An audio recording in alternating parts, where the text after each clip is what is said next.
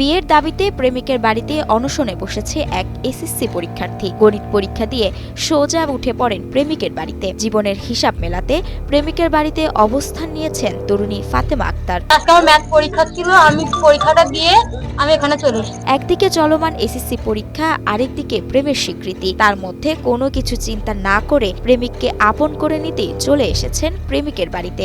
অনেক কিছু প্রমাণ ছিল, আমার সাথে অনেক কিছু করতে, তার জন্য আমি আরো এসেছি, নাহলে আমি আসতাম না। চুয়াডাঙ্গা পৌর এলাকার বুজরুক গড়গড়ি মাদ্রাসা পাড়ায় এ ঘটনা ঘটে। গত 21শে এপ্রিল সোমবার বিকাল থেকে ওই পরীক্ষার্থী তার প্রেমিক মোহাম্মদ নাইমের বাড়ি অবস্থান নিলেও সন্ধ্যায় বিষয়টি জানাজানি হয় পুরো এলাকায়।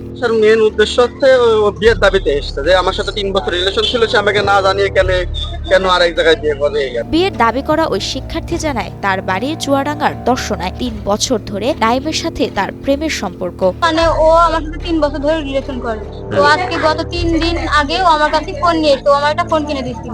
তো সেই ফোনটা অনেক কিছু প্রমাণ ছিল, তো আমি আমার ভাইয়া দেখে ফেলছিল, দেখে আমি বলতে ওর সাথে ঝামেলা করবে, ফোনটা ও দিয়ে দিই।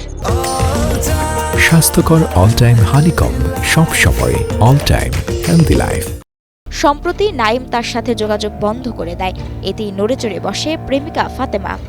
ফোন বন্ধ করে দিয়েছে, দিয়ে আমার সাথে কোনো যোগাযোগ নেই, আমার সব দিক থেকে ব্লক দিচ্ছে। এর জেরে প্রেমিকা ফাতেমা সোমবারের গণিত পরীক্ষা শেষে প্রেমিকের সাথে দেখা করতে যায়। এক পর্যায়ে জানতে পারে নাইম অন্যত্র বিয়ে করতে যাচ্ছে। তখনই অনশনে বসে এই তরুণী। আমি আসার পরে ওর দোকানে গেছি, সামান্য কিছু মিটিয়ে আমি চলে যাবো কিছু বলে, যে এবার ওর ওই দোকান থেকে আমার আসার কথা শুনে ও চলে গেছে।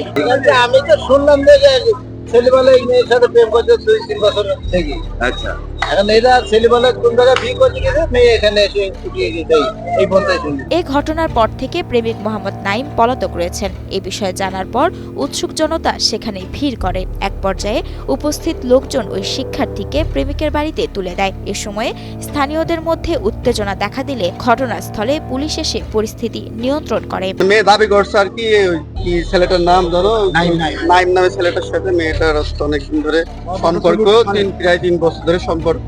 এই সম্পর্কের খাতিরে অনেক সময় মানে বিভিন্ন জায়গায় ফিজিক্যালিতে রিলেশনটা হয়, সেটা নাকি হয়েছে।